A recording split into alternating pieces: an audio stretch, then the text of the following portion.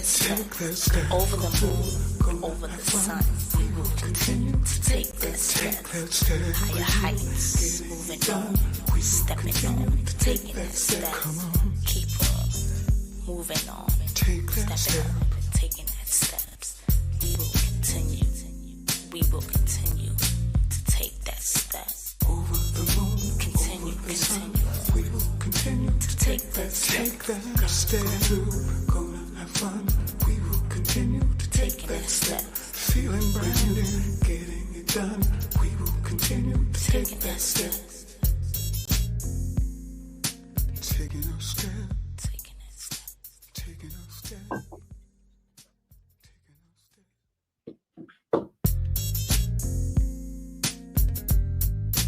Take that step.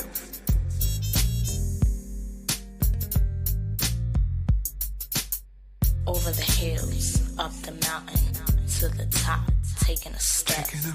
No more spills from the fountain, we won't stop, taking a step. Take that step. Over the moon, over the sun, we will continue to take that step. Over the moon, over the sun, we will continue to take that step. Made it this far, we have to keep on, no one will stop us, taking a step. Flying to that stop, singing our song, sweep away the dust, taking a step. Over the moon, over the sun, we will continue to take that step. Over the moon, over the sun, we will continue to take that step. Higher heights, moving on, stepping on, taking that step. Keep on moving on, stepping up, taking that steps. We will continue to take that step. Over the moon, continue. We will continue to take that step. Gonna have fun. We will continue to take that step. Feeling brand new, getting it done. We will continue to take that step. Taking our step. Taking that step. Taking our step.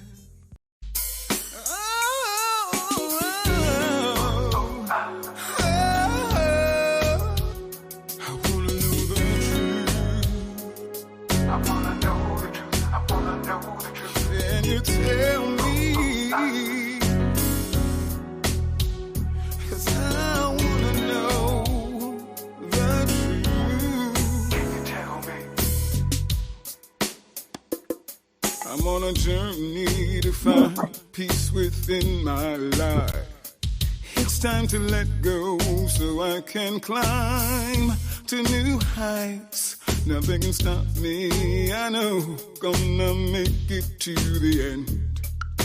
Love is on my side, and I'm sure I'm gonna win. I wanna know the truth. I wanna know the truth. I wanna know the truth. Can you tell me? Can you tell me? I wanna know the truth. I wanna know the truth. I want to know the truth. Can you tell me? It's been a long time that I've been searching for. Then one thing that makes my life complete. That's right. Hold on. Hold on. I wanna be strong. 'Cause in my heart,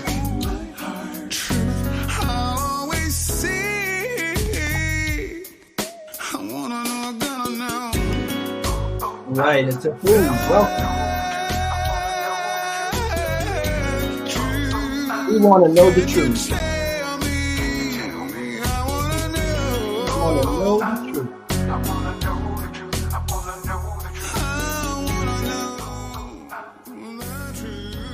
Great ancestor, great ancestor. Late great. Or I should say the right on time great. Ankara, I'm in a tap. Putting that comedic spirituality into the music. I want to welcome everybody. I see we have Andre the Maroon from Jamaica, right on. Thomas, Holloman, Clyde, Brandy, Let me count the way. Maybe I can Edda focus Fields, how on are my you? ancestors to brighten up my day. I can listen to a sage or Yeah, an elder's wise words. Try some deep meditation where the Most High is Arthur, served. 'Cause the truth is Yvette beautiful, like Calvin, children playing in the park. Or Nazi inside of rhyme Rogers, ciphers where genius is the far. Fool, Be the Tessa dark, the Tayeb, light, and all the time that's Carlton, in between. Edwin. And you can find Oh, mad we got a truth full inside house a trance tonight. state. So Full drain this house into tonight. that little voice that be Excellent telling you to put upset, through that's with right. a bit of divination, show you what you want to do. An angel that's walking with you is with us tonight, Tatiana Saheru. We got the Figaro Saracen in the house. No need to question. And we are live on Facebook. We're live on Instagram. Hard for me to turn this off, you know. Hard for me to turn this off right here. We have some outstanding guests tonight. How y'all feeling? Put some fire in the chat if you're fired up. Put some fire in the chat if you are full of gratitude. You woke up this morning.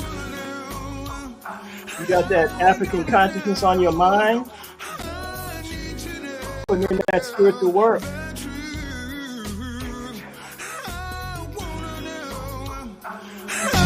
Gotta know.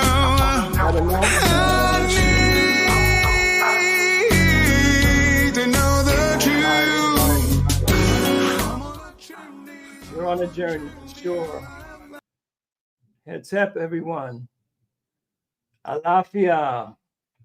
Alafia ni. This is Åm Tehuti Khamau from Philadelphia. Philadelphia is fired up right now. Okay, I see some fire. I see you, Sakara. I know you're ready to put that work in. We're fired up right now because we're getting ready. We're just a few days away from Kamitfest. Kamitfest, where we come together and we celebrate. We celebrate our great ancestral past, and we celebrate in advance what we know we're building right now. So tonight we are blessed to have two amazing guests who will be with us live and in person at Kamitfest 2024. Let me make sure you got the info here. Kamitfest 2024. All right. Yes, we have an all-star lineup with Dr. James Small, who's going to be with us in a few minutes, Dr. Malefe Asante, Dr. Akmal Muwakil, Dr. Salim Faraji, Dr. Edda Fields Black, and of course, the originator of this cultural celebration, this remembrance. You know, we got to create our own holy days. Shekem Shechem Ra'un Nefer Amen will be in the house live in Philadelphia. But if you can't make it, oh, I feel sorry for you if you can't make it in person. But if you can't make it in person, you can join us. If you can't get out the box, you can be in the box. You can join us from anywhere in the world, which is great. And also, you'll get a recording of this great event. So if you can come Saturday and Zoom in on Sunday, or maybe come on Zoom on Saturday and shoot up here on Sunday, or maybe you can hit part of a day, you'll get the rest of the day as a recording. So you're not going to miss anything. Well, you're going to miss a few things, but it's going to be good enough. It's going to be good enough. Shekem Shekem's releasing a new digital course called Empowering Your Manifestation. That's going to be the highlight, the keynote on Sunday. And we're going to talk to him this Thursday about that. But we're going to have a special friend, somebody that we admire. You'll meet him, or you'll reacquaint yourself with him in a few minutes. Dr. James Small is going to be with us, as well as a number of other distinguished guests. There's going to be some powerful healing going on with Qigong and Tui Na. And we also, let me see if it's on here.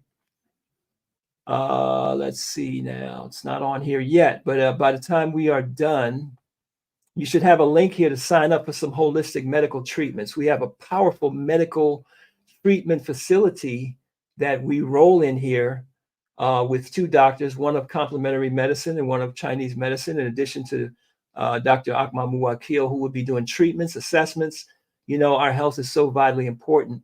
So you will get a chance to get a tune-up, right? To get your energy up, to get yourself right. Michelle, you can zoom in by clicking the, well, you can't click it, but you got to copy that bit.ly Kamitfest 2024. Once you hit our landing page, you'll be able to buy a ticket, and we will send you the links to get on Zoom. But without further ado, we want to spend our first hour with a very special person. She's special to me, and she's special to a lot of us. I'm going to bring her right up here on stage and talk about her. Etepu, and good evening. Etepu, good evening to you, Oa. Dr. Edda Fields Black, aka Kepra Reshe Sa. Yes, she has a Kemetic Ren. She is, in addition to being a distinguished professor at Carnegie Mellon University, an accomplished author, historian. She's a powerful priestess as well. Powerful family member. You know, she has a great family, and she's done amazing work in the African community, not just in Philadelphia. She's also, from what I understand, crossed the bridge, and she's enlightening a lot of other folks, some of our distant children, right? Historically speaking, who have been alongside her in this journey that she's taken around this incredible work. Oh, it's heavy, man. I gotta do exercise just to hold this joint up. Look at this. Combahee. And some of you may not be familiar with the word Combahee, with the place Combahee, with the river.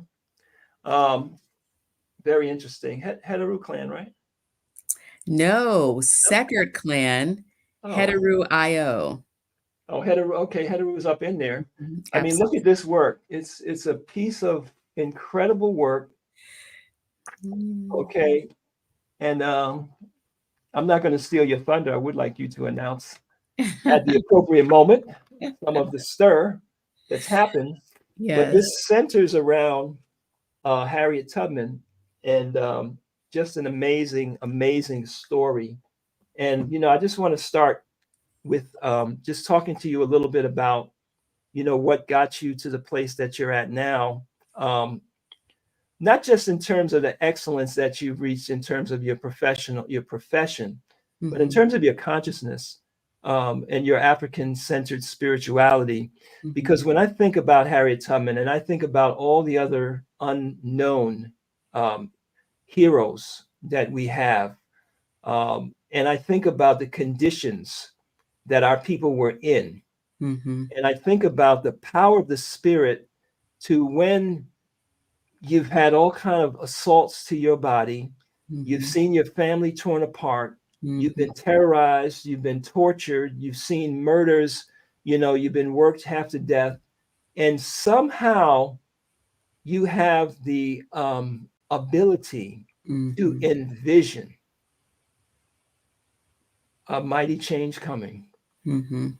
You know, that's just, every time I think about our ancestors, that's what I think about. Because when I look around and see what's going on in our world, in our community, it's very easy to not have any kind of hope, vision, projection of a change. Mm-hmm. But I think about them and what they had to face on a daily basis, and how they had that ability to see something beyond that. Mm-hmm. So why don't you start just introducing yourself, and just let us know, how did you come to a place of African consciousness and African spiritual consciousness? So as Oa has said, my name is Kepra Reshe Sa. Doctor. Can I have you just, is there a way you can tilt your camera down a little bit? Yeah. So there we go. There we go. Because we're on Instagram. Peace, everybody on Instagram. I'm going to jump on. Okay. Dr. Edda Fields Black, and I am a professor at Carnegie Mellon University in the Department of History. I also am the relatively new director of the Humanities Center for Dietrich College at Carnegie Mellon. How did I come to my African spirituality? Well, this is an interesting question. Um, I wasn't raised in African spirituality. I was actually raised Episcopalian, of all things, and began studying with Osiris Set in college, and was really searching for truth, was searching for something that made sense, and didn't necessarily find it in all of the Christian denominations that I was exposed to. I started actually in Atlanta, and I will say that as much as as much as I could see it resonating with my life and with my spirit, I was very young, and it took me a while to really decide to commit my life to African spiritual culture. So I studied in Atlanta. I went back to church when I was in Gainesville. It wasn't until I came to Philadelphia. I also studied with ASCAC during my time. I was a graduate student at University of Pennsylvania and became one of the co-founders of ASCAC's spiritual, I cannot even remember what we called it, but we studied spirituality. Whereas, the rest of ASCAC is pretty much focused on history and politics. And we really studied spiritual culture and its application, not just in a theoretical way.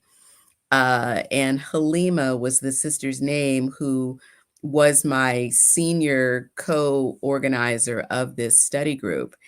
And she was an Akan priestess. And so I learned a lot from Halima. She made her transition in the late 90s.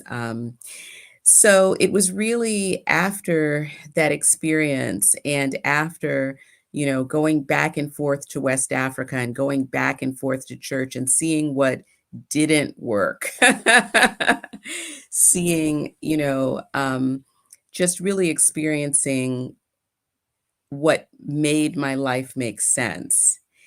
And I was back and forth to West Africa doing research, ended up coming back to Philadelphia, and that's when I joined the Philadelphia HESP, and then left and went to Cleveland and met my husband in the Cleveland area, Cleveland, Akron, and met him in Osiris Set, and we got married and started our family. So it was a process. As I said, I was probably a freshman in college when I first started studying. And I started college early. So I was 18, probably, at least. I might have been 17 when I started studying with Osiris Set. So just so many blessings and so many ways that my spiritual culture has just ordered my steps in every aspect of my life.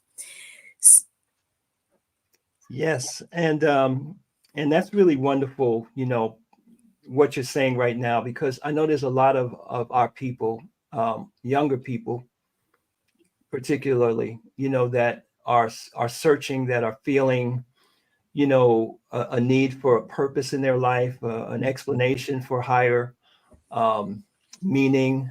I just want you to share a little bit, because Osiris Set Society, which, Osiris Set Society is what we're celebrating in Kamitfest. And I just looked at one of our old shirts and realized it's been 29 years since we started celebrating Kamitfest. That's amazing. Yeah. That's And wonderful. our way of life involves deep training and initiation into meditation, which is based on the resurrection, the reconstruction of the ancient Egyptian philosophy or cosmogony. And it also involves, rituals and use of divination and things, like that. So I really wanted to start with that, because somebody might look at you as, University of Pennsylvania, Carnegie Mellon, professor, author, and all of that, and have no idea that what the core of your practice is. So if you could just take another couple minutes and share just how your practice has enabled you, empowered you through the various stages of your career? Because a lot of folks out here struggling, they might need to know about that. Yeah. So I have to say that the reading that really helped me start putting the pieces together was my incarnation objective. Heteru to Ma'at to 17th hexagram into 58. Really understanding the role that Heteru plays in my life and that Ma'at plays in my life. And that I needed to learn that my joy came from within and could not be taken away. And that it's my role to share that joy with other people, that other people depend on me for joy, which it sounds easy, but it can be very challenging. Also, knowing my clan, I'm Sekert clan, but I'm Oser Sekert. And so the capacity for deep thinking and hard work and obstacles and setbacks and delays. And really with the Oser, a lot of times people don't know what clan I am, right? Because I can manifest anything I need to manifest whenever I need to manifest it.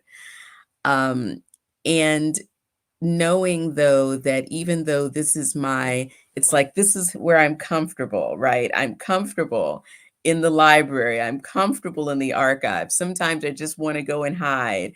I'd rather be underground working in things that people can't see.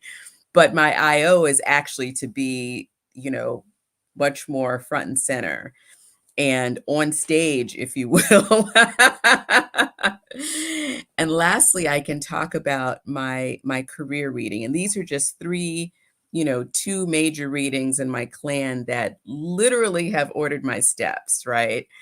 I am a historian. I have been a historian since I was a child. My mother is a historian.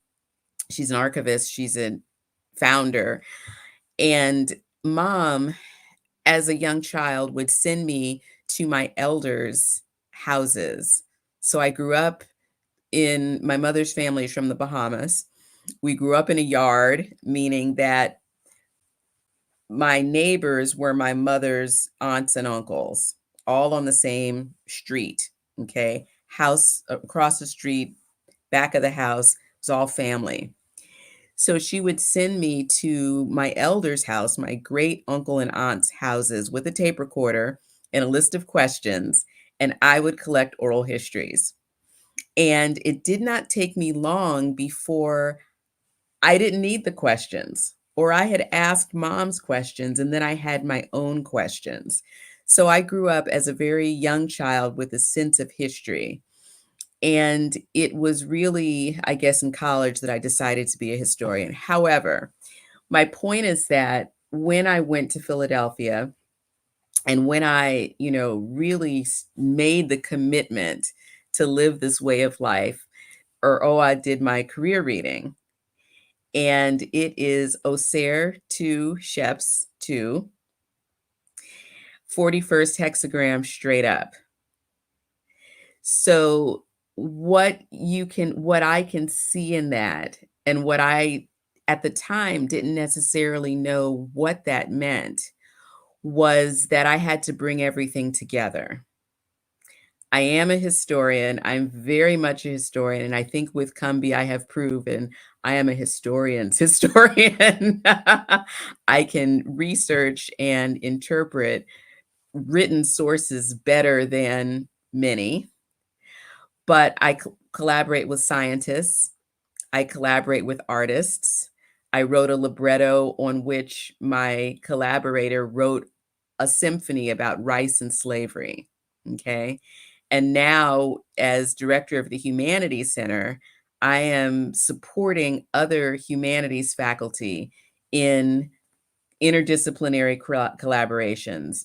We talked today about, had a meeting with University of Pittsburgh today about taking our research off of the shelf, right? And creating these real world applications for myself, I like to take my history off the shelf and put it on stage.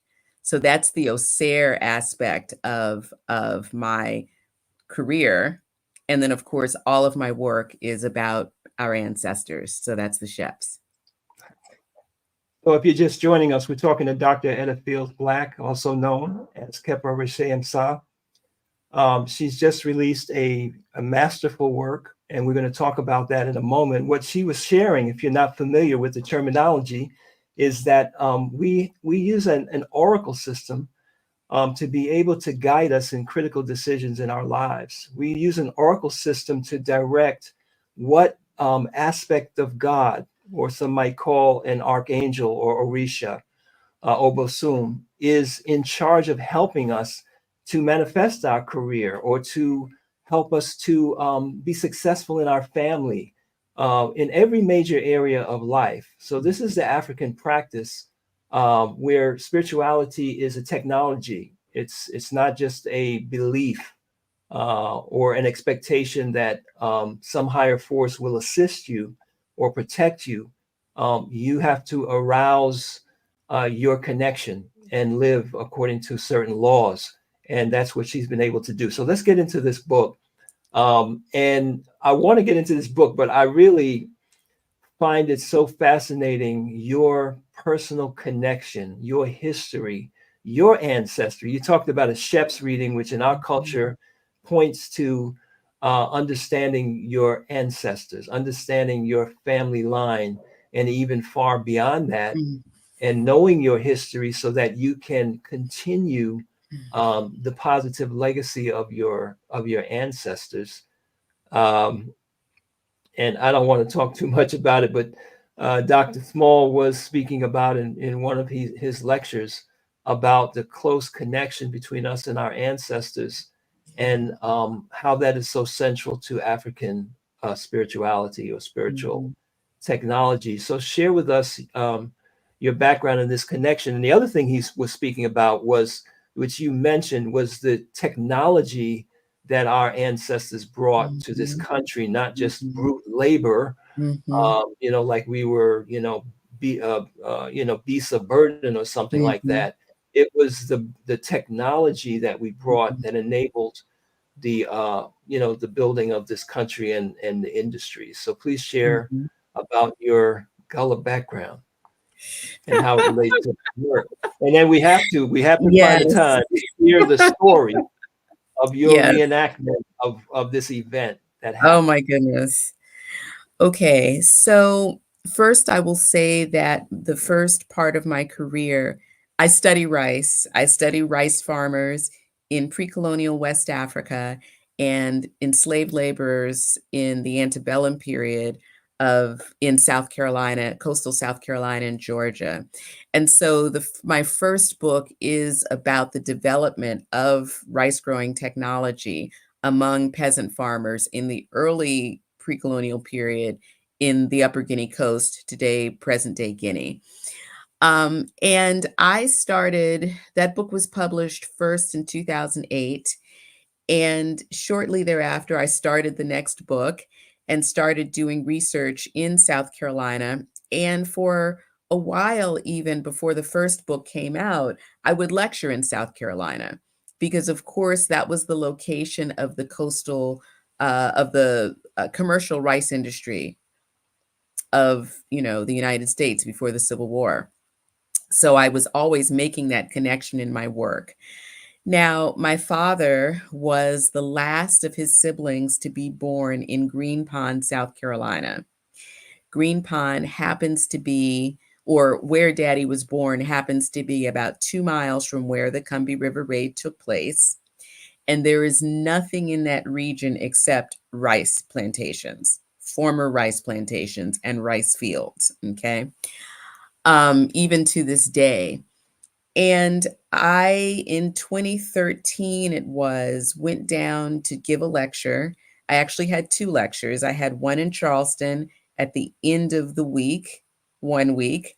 I had the weekend, and then the next lecture was on Monday up in Columbia at University of South Carolina. And for whatever reason, that weekend, I decided to start my family history. And my cousin, a couple of years before, had given me an envelope. He said, "Here, Miss Historian, this is yours now. You finish this."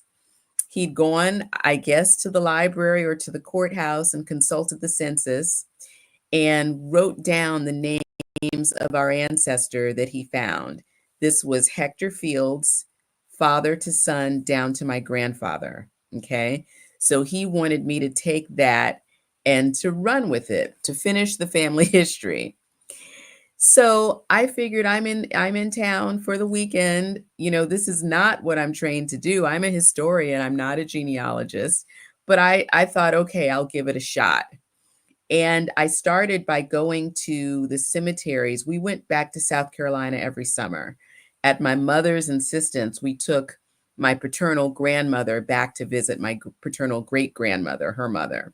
So we also went back for funerals. So I went to the cemetery where my grandparents are buried and my great grandmother, where we went back to bury people. And I walked around the cemetery and I took pictures of all the headstones and everything. And I thought, where is the Fields family buried? So I called my cousin, who was the elder cousin. He was the patriarch of the family at the time. And he gave me the name of a rice plantation. Okay.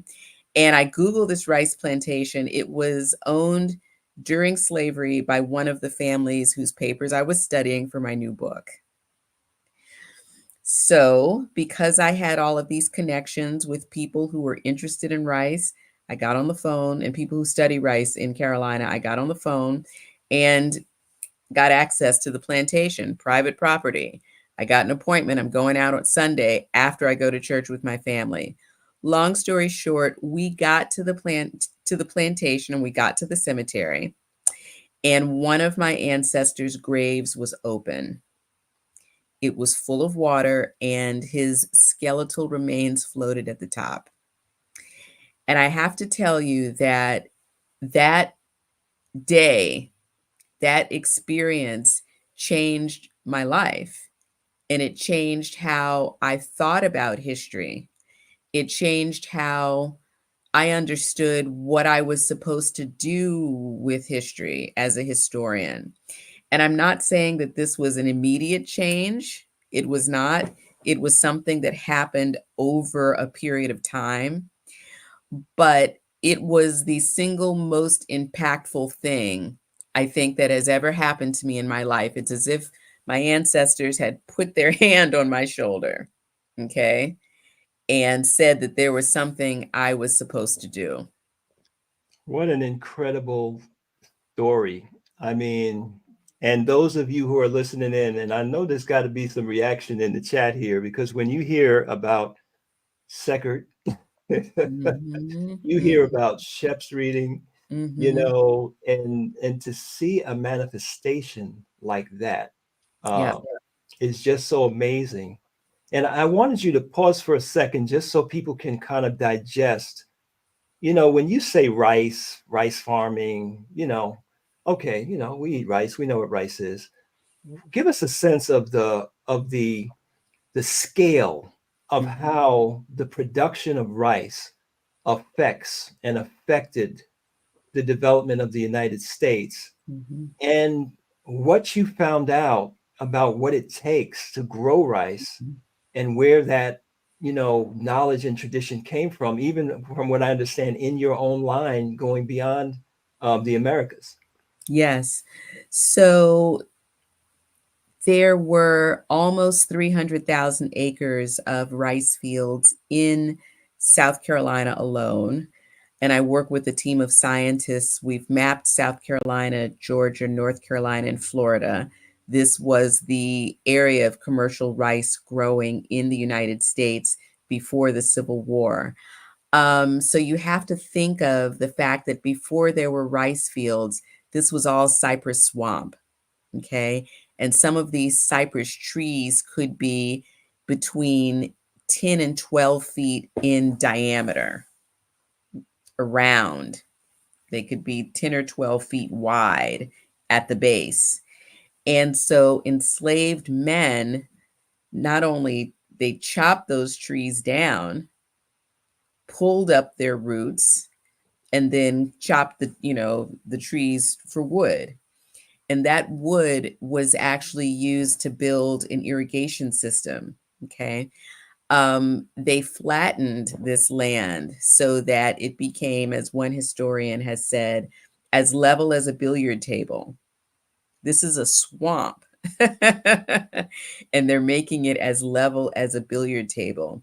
And then creating embankments, earthen embankments in the soil, in the ground, so that they could trap fresh water.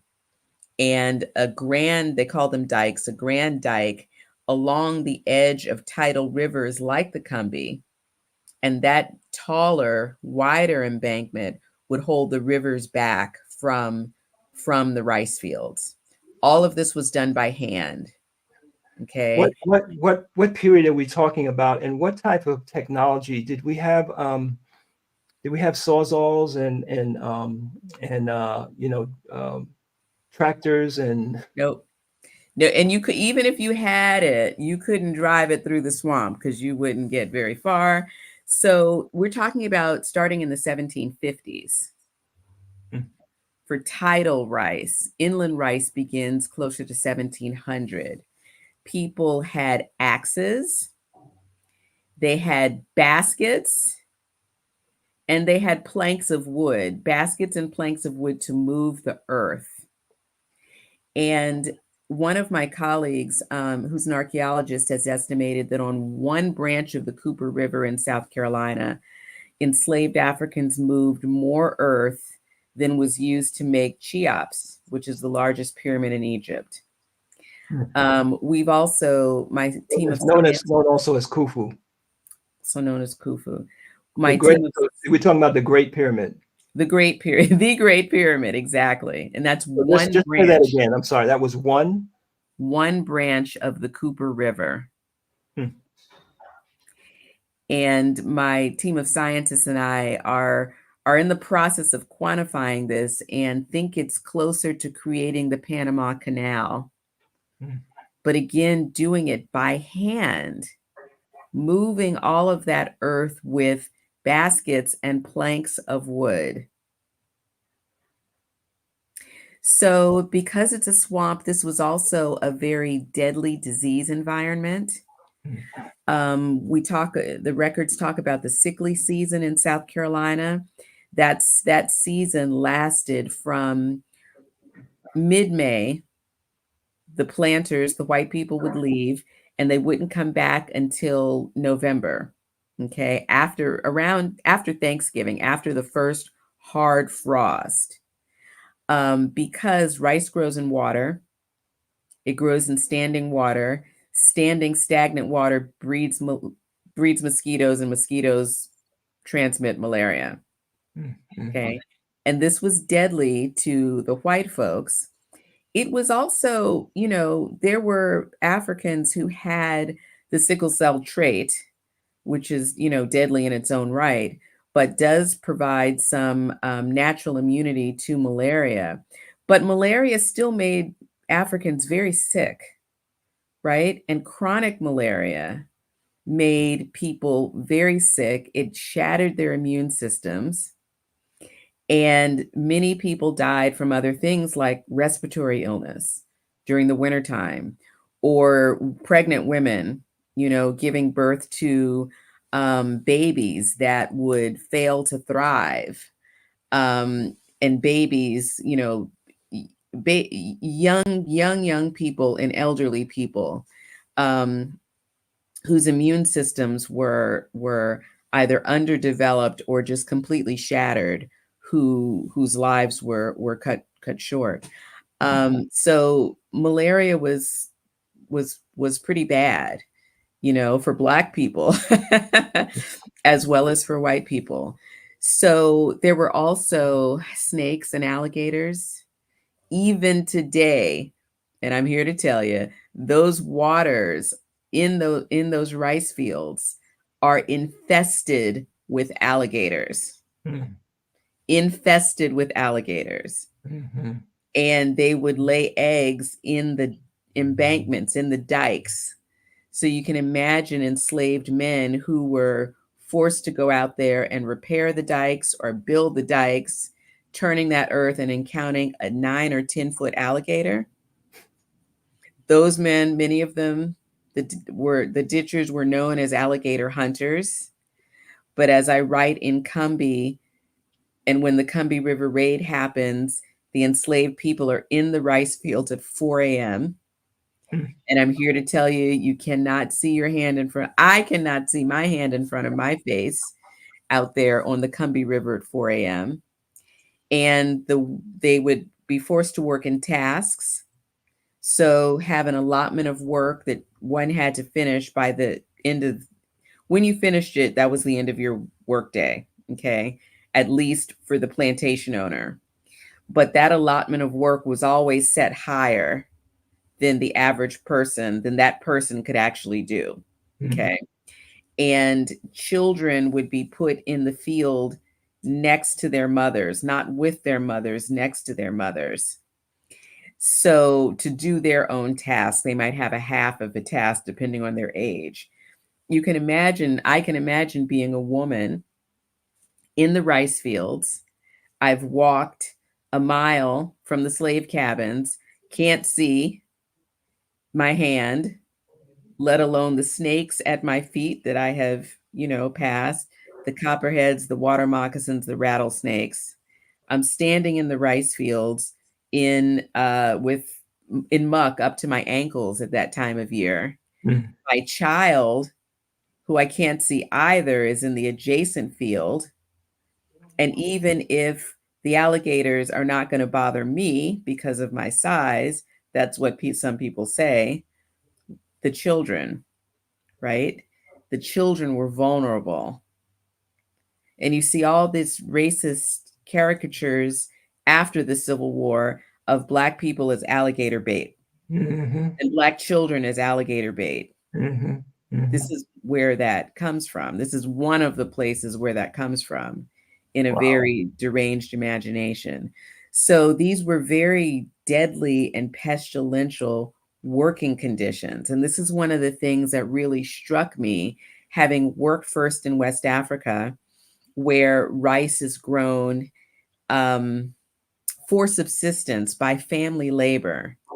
And the technology that's developed in West Africa is what is used to lay the foundation in South Carolina. This is when our ancestors were prisoners of war and brought from those West African areas. They brought with them the technology from their generations and generations of experience and built the rice economy in this country. Exactly. Well, we're here to introduce y'all to this incredible story and this incredible woman's research and life work. So interesting. Your pre-marriage name is Fields. Yes, it is. Your ancestors back to West Africa. Yes. And I understand there was some rice farmers in your ancestry. Yes. We do think so. From the Upper Guinea Coast, from Sierra Leone, and from that Sierra Leone, Guinea-Bissau area. Yes. So I want to get to, in the short time we have left, because you got to come on Sunday, and hear this story live. And we've got some surprises for you, and it's going to be very powerful as we tell this story. We need to get our children, we need to get our younger people, young folks to sit in the circle and hear this and experience this live. Just amazing. But you actually and I want to get to exactly what the Combahee River Raid was and your experience in experiencing it yourself. So the Combahee River Raid took place June 1st and 2nd of 1863. Harriet Tubman had been sent down. She went down to Beaufort, South Carolina, after something called the Battle of Port Royal, which the U.S. Navy occupied Port Royal Sound, and the U.S. Army occupied Beaufort, Port Royal, and the Sea Islands. So this was U.S. occupied territory, and Tubman came down to work as a spy for the U.S. Army. She gathered the intelligence on which the raid was based. She led a group of spies, scouts, and pilots, a group of 8 or 9 men who worked under her. And number one, the first thing they do is they found the men who were forced, enslaved men, okay, who were forced to line the Combahee River with torpedoes. And they took the men back to the site. They oversaw the removal of the torpedoes, and they opened the river up to the U.S. Army. Now, on the morning of June 1st, the raid left from Beaufort. It went through the mouth of the Coosaw River and up the Combahee River. They burned 7 rice plantations. They burned a pontoon bridge. And we've just talked, a pontoon bridge is a wooden bridge that could easily, it was made of boats, made of canoes. And so it's something that an army could easily lay down and they could take it apart and take it up. So let's say they get across it and they want to stop the other side from getting across it, they can take it up relatively easily. So this particular pontoon bridge across the Combahee River was used by the Confederates to transport rice, right? And to transport rice from the Combahee plantations and export it to England in particular, despite the fact that the U.S. Navy had a blockade a little bit further south. So there was supposed to be this blockade. They were running the blockade by going up these smaller rivers like the Combahee. So they burned this bridge and cut that supply line so that the Confederates could no longer use the rice to provision the troops and to feed Confederate citizens. Mm. And lastly, 756 enslaved people liberated themselves, okay, within 6 hours. And if you think about Harriet Tubman, she's known best as the most famous conductor on the Underground Railroad. We know that she made approximately, we think it was about 13 trips back into bondage, and she rescued about 70 people. We also know that she gave detailed instructions with which another 70 people liberated themselves. Okay, that's over a span of more than 10 years, from 1849 up until right before the Civil War. South Carolina, this was 6 hours, and they liberated 756 people. And this is Tubman, her men, the 8 or 9 spies, scouts, and pilots, Colonel James Montgomery, who was the commander, and the 2nd South Carolina Volunteers, a Black regiment, about 300 Black soldiers, and 1 battery of the 3rd Rhode Island Heavy Artillery. And they put all of the freedom seekers on the boat, on the U.S. Army boats, and took them back to Beaufort, where they were free.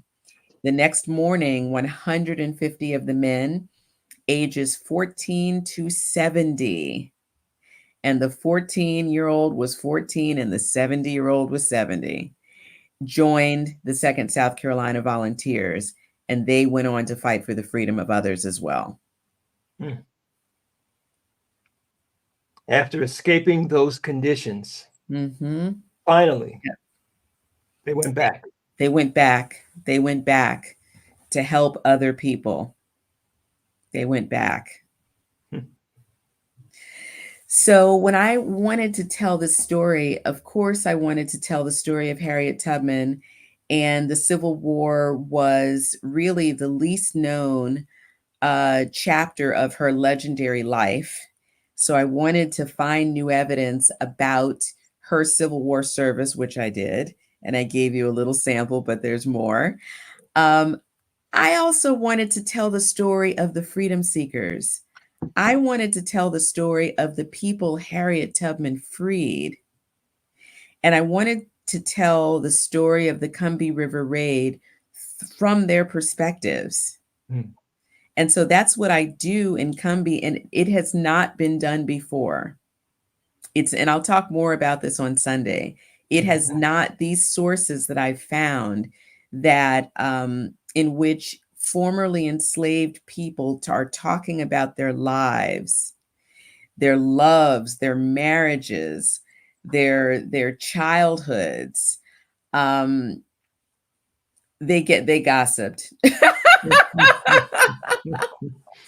It's primarily the U.S. Civil War pension files. And I like to say that reading the pension files is like listening to grown folks talk. Except these grown folks were my great, great, great grandparents. Okay. Imagine being a child and you're sitting at the table and the grown people are starting to get loose and starting to tell stories. And this is like the elders now from when they were in the prime of their lives, when they were courting and before they got oh my goodness, they told it. They spilled all the tea. Right? They would start talking about, well, who was going to church and who wasn't going to church, and who got put out of the church, and who really wasn't married and they were shacking, and who, and these are, as I said, these are enslaved people. This is what historians have never seen before from the slave quarters, right? They are telling their own stories. And they're talking about their weddings and who stood with them and who married them and what the ceremony was like and the births of their children and who visited them and who attended the women. They're talking about, things that mattered to them because they're trying to help each other get a pension. And trying to show their relationships to one another. They're talking about family members, sometimes going back 3 generations. And if you think about it, as Black people in America, we have people in our community who can't go back 3 generations. These are enslaved people saying, this is the name of my parent, my father, this is my grandfather, right? This is my uncle, this is my cousin. This is how I'm related to this guy over here. He's testifying for his comrade. They would talk about where they were held in bondage. I was bought, I was mortgaged, and then I was sold, or I wasn't sold, but I was turned over from one family member to another. And I'm able to document all of that in Combahee and recreate this Combahee community. What do you think the impact of this research technique that you were led to has on the case being made for reparations? Yeah. Well, a lot of times when the case is being made for reparations, people will say, oh, that was so long ago. And oh, there's no documentation. What I'm showing in Combahee is that actually for millions of African Americans who are the descendants of slaves, there is documentation. Because if you have an ancestor, as I do, and in the course of this research, I was able to confirm and to discover, because we knew his name is Hector Fields, but to confirm, this is my great, great, great grandfather, that he fought in the Combahee River Raid. Wow. So if someone has an ancestor who fought in the U.S. colored troops, there's a chance that the person has a pension file or his widow, right? And if so, there's the potential that they can identify their enslaved ancestors. And identify the places where their ancestors were held in bondage and by whom. And as I said, what I do in Combahee, I document it, right? If they said they were mortgaged by this person and then they were bequeathed, I was turned over, this person died, so I got turned over to his son, I have documented that for about 85% of these transactions. And these are public records. These are public records in the South Carolina State Archives on microfilm, and many of them now are available on Family Search and Ancestry. You know, this is so amazing, and you owe a great debt of gratitude to Asar because we brought you that wonderful husband of yours.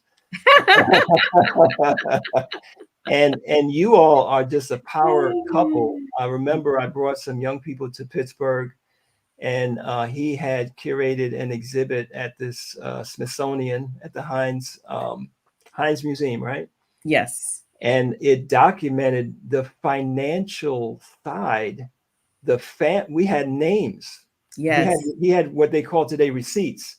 The names of families that became wealthy from these industries, and how it was just the backbone of what made America a financial power, which translated to it being a military power. Right. So how did that happen? The two of you? I mean, what is shared destiny, right? Yes, it is. It really is. It really is. How did it happen? The rituals, the oracles, and the ancestors. All right. I hope y'all are listening. Right. So, well, you talk about finding somebody who is on the same destiny path as you. Just amazing. And if you're fortunate enough to be with us in Philadelphia this weekend, we have another power couple like that in Asar set, and they are, a doctor team. Dr. Atangwe and Dr. Dedench, a doctor of complementary medicine, somebody who you can counsel with that can help you understand how to make that transition or that complement between what you might have to be taking right now as far as pharmaceutical medication and using herbs and Chinese herbs and other therapies. And her husband is a advanced practitioner of acupuncture and traditional Chinese medicine. So, I have a number of children, and when we think about hooking up with somebody and starting families, you want to be on the same. You want to be guided by the oracles, so that you can know that person that you're with is walking down in the same path direction as you. And I just thought that was so amazing with the two of you. How your life's works have intersected that way. And it sounds like you're owed a check, and a lot of other people are owed a check. He has the receipts on who got wealthy from this industry, and you have the documentation of who was working for who. I love it. Yes. So I think we need to get paid, y'all. It takes it out of speculation and how are we going to know who's going to get paid? I mean, you and from whom? Right. So why should people come to Kamitfest to hear what you have prepared? Kamitfest, part of our theme is about the future. The world is going through such powerful changes, with technology. And I know one of our historians, Dr. Claude Anderson, says that technology is not a friend of Black people, in the sense that whenever there's been technology, it's replaced us, which you can look at in different ways. But, we have this tremendous impact, robotics, artificial intelligence, all of this type of this displacing technology.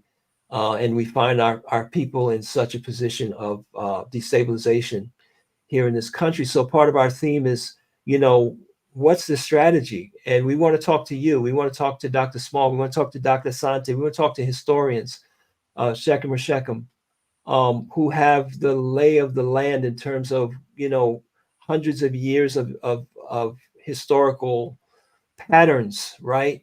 So that we can talk to our younger people about what they need to do to prepare and what type of personal, spiritual technology and things, and networks, networks of families, to be able to navigate into this future.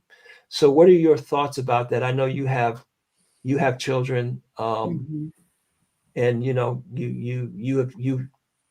you've transited through the whole experience of getting an education, advanced degrees, and then establishing your career. And as a professor, you are teaching and counseling younger people Mhm. on a day-to-day basis. So what are your thoughts about that, and what you're going to share on this coming Sunday?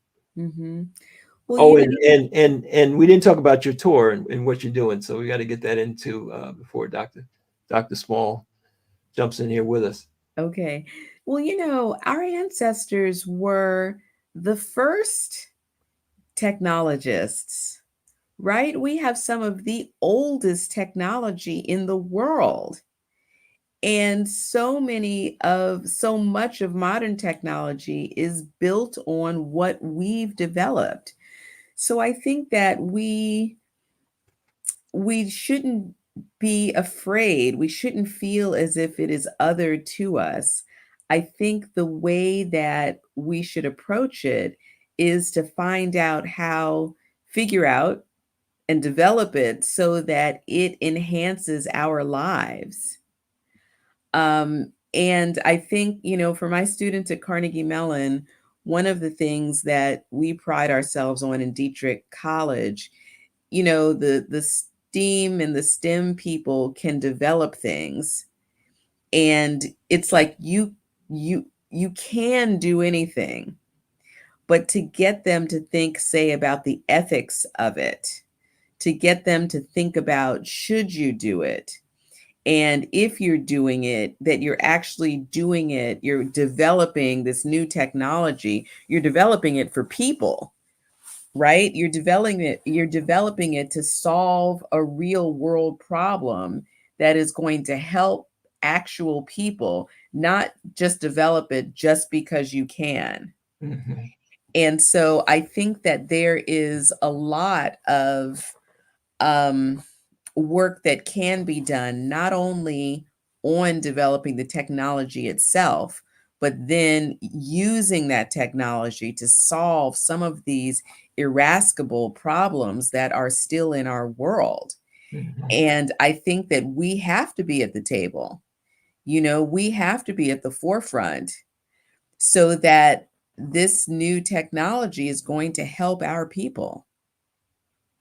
Mm-hmm. Definitely. So I don't know how much you want to disclose, but can you are running the country right now. Can you share some of how this book has been received, Oh, and yeah. the types of events that you've been a part of, and where you think this might go? Ooh, well, I will say that recently in October, Combahee won I won my first national award for Combahee, and this is from AUGS, the Association of Afro-American Historical and Genealogical Society. Let's The clap it up in the chat, y'all. Let's clap it up in the chat. Thank you.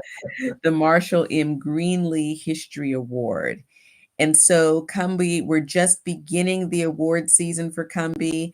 It will go on probably until 2026, and has been nominated for all kinds of awards.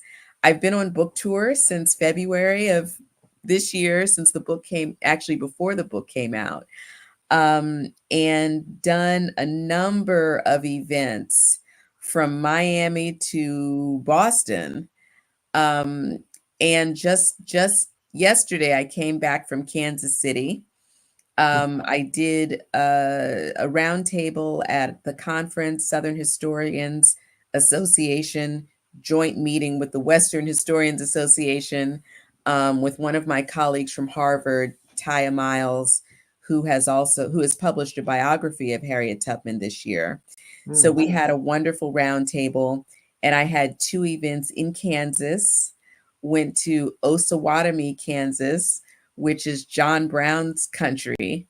And there's a very strong John Brown connection to Harriet Tubman and the Combahee River Raid, and then to the Watkins Museum in Lawrence, Kansas. So I've been doing bookstores, museums, universities, historical societies, community events, all kinds of events, just trying to get this book in front of readers.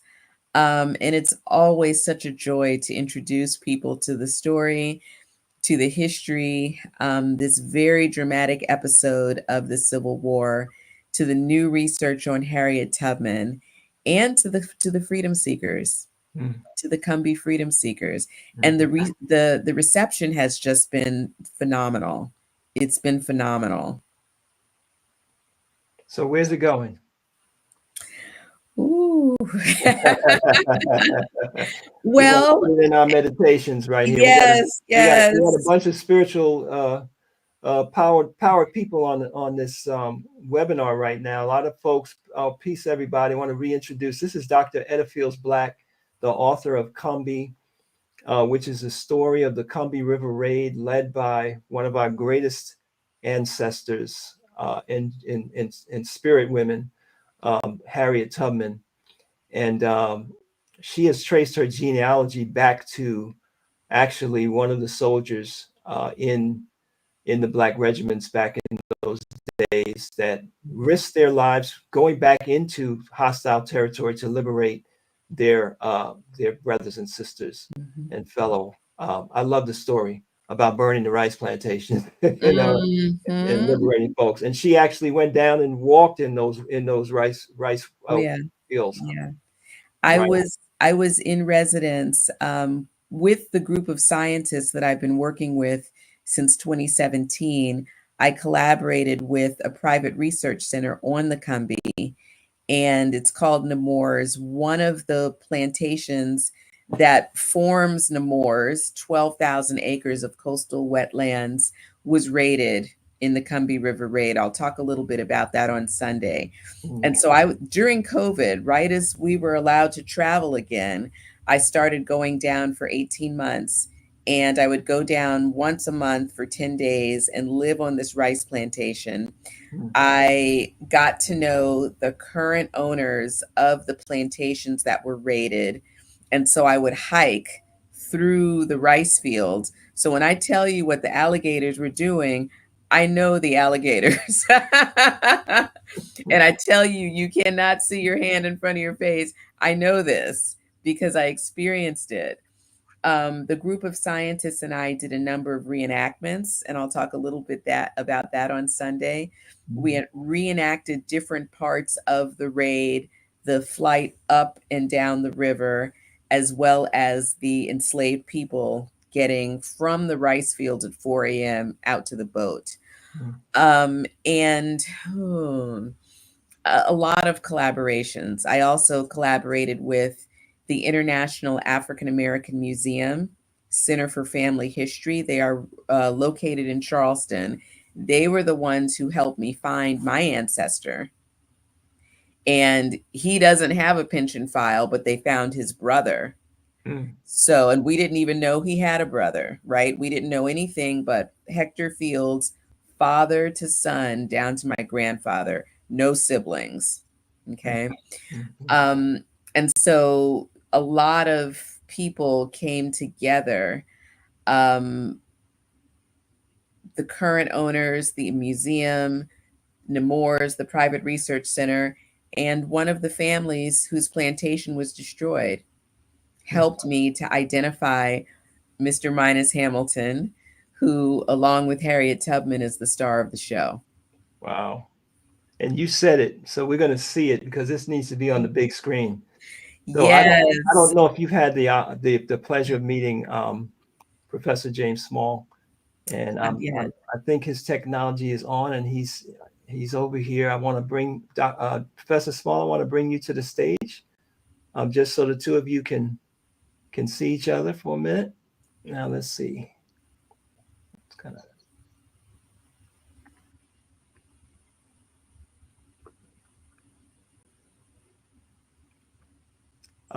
Maybe is your camera on, Professor Small? Oh, you might have got disconnected. Okay, I'm sure he'll pop back in here. Okay. So yeah, we have Sherry Onk, Francine Leonard, Nebatep, Kamara. Yes. Jack Makira, Phyllis, Jamie Green. Everybody's enjoying this discussion. Let's see if we can get Professor Small on. There he is. There he is. Blessing. You've got to excuse me. I'm sitting in the Magic Johnson Studio Theater lobby. Okay. Because I got a call from my boss tonight from the Godfather Harlem that says Elvis is having a debut of his new film, Mr. Crockett. I can't make it. You got to go. So we just finished the film. Then the question and answer. So I said the lobby is the best place to work from right now. Okay. I listened to a little bit. I was able to listen to a little, Doctor. And, you know, I'm from South Carolina. I grew up on a rice plantation. I walked in the banks of those rice fields with the alligators and the water moccasins and all of that. And walking around, my son asked the other day, how did y'all do that? What did y'all do when you saw the snake? Mind your business. You saw the alligator? Mind your business. Let them go about their business. You didn't mess with them. They didn't mess with you. I'm looking forward to reading your work. Thank you. Yeah. Thank you. Where are you from in South Carolina? Georgetown. Oh, you're from Georgetown, so you're from up there. Okay. It's about 60 miles north of Charleston, but right on the ocean. I grew up on the Waccamaw PD riverbanks. Okay. So if you've been south to Beaufort? Of course, there are a lot of family in Charleston, Beaufort, Savannah. Okay. So then you know the Harriet Tubman Bridge. I know the bridge. I know the story. I've always been in love with how the South Carolina volunteers led the charge when it comes to fighting for the Union, long before the Massachusetts 54th was formed, and how Harriet came down there and led our people.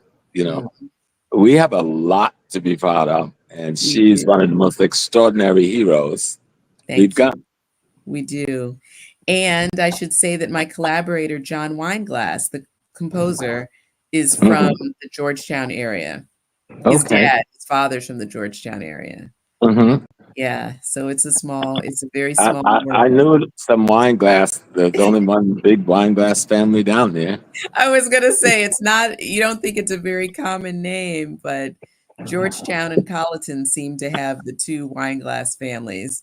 Don't know if they're related, but that's wonderful. So this is the book, Doc. No, I'm gonna get it. Show the spine, Oa. There you go. No, the other way. Work. I'm just finished Nana and Ketsia's 800 pages, so I can handle you. You know, I'm a LaRon Bennett person with the big, thick books. So, the ancestors had a lot to say. Yes, absolutely. A lot of stories to tell. Absolutely. So I just want to, I'm just tingling right now. And, you know, Dr. Small, we spoke the other day about, you know, how coming up we were able to have these live and in-person experiences with great individuals, you know, like Dr. Ben Yakanen and you know, Ben Sturdima, answer to the beautiful heavenly self, Jeffries, Hilliard, brothers. Yes. And I want to encourage you, if you're hearing about this, to come in person, you know, to do what it takes, because it's not just getting the information, you know, it's feeling the spirit and also making the connection. You know, our younger people really need a lot of mentorship, and we had some great mentors coming up, you know, that we could walk up to after a lecture and have a conversation with and network and know each other over the years. So we are so thrilled and honored.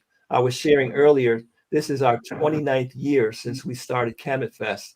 And Professor Small, you were here, I think it was the first year. I think so. Yep. I didn't have a gray beard then. I wasn't bald headed.